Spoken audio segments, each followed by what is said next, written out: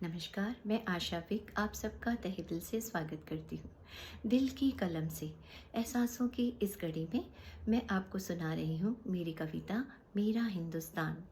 लब खामोश थे, लब खामोश थे, अल्फाज मेरे जम से गए। लब खामोश थे, अल्फाज मेरे जम से गए। अश्क पलकों पे मेरी आके वहीं थम से गए। इस कदर चूमा था उसने, इस कदर चूमा था उसने मेरी पेशानी को, वो एहसास मेरी सांसों में ही रम से गए।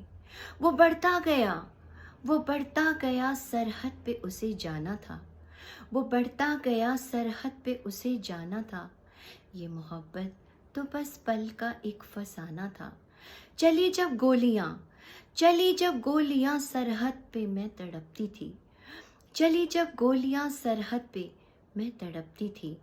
घटाएं बन के अखियां मेरी बरसती थी। वो न अब लौट के आएगा, वो न अब लौट के आएगा, ये पैगाम आया। मेरे महबूब का वो आखिरी सलाम आया। लिखा था, लिखा था अगले जन्म लौट के फिर आऊँगा। लिखा था अगले जन्म लौट के फिर आऊँगा, मगर ये ज़िंदगी वतन पे ही लुटाऊँगा। वो मेरी आन, मेरी बान, मेरी शान है। मेरी रगों में बस रहा वो हिंदुस्तान है, वो हिंदुस्तान है, वो हिंदुस्तान है।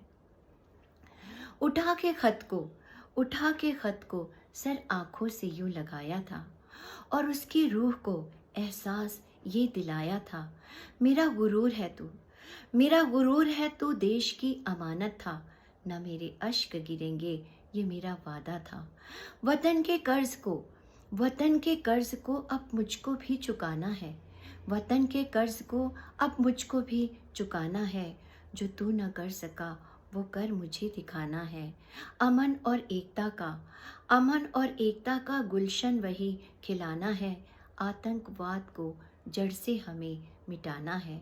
मुझे ना तोप न बंदूक न तलवार चाहिए, मुझे ना तोप न बंदूक न तलवार चाहिए। दिलों को दिल से जोड़ दे वो ऐसा प्यार चाहिए। अमन और एकता की, अमन और एकता की फिर वही मिसाल चाहिए। मेरे सपनों का अब मुझे वो हिंदुस्तान चाहिए। मेरे सपनों का अब मुझे वो हिंदुस्तान चाहिए। बहुत जल्द आपसे फिर मुलाकात होगी मेरी नई कहानियों और कविताओं के साथ। तब तक के लिए जय हिंद।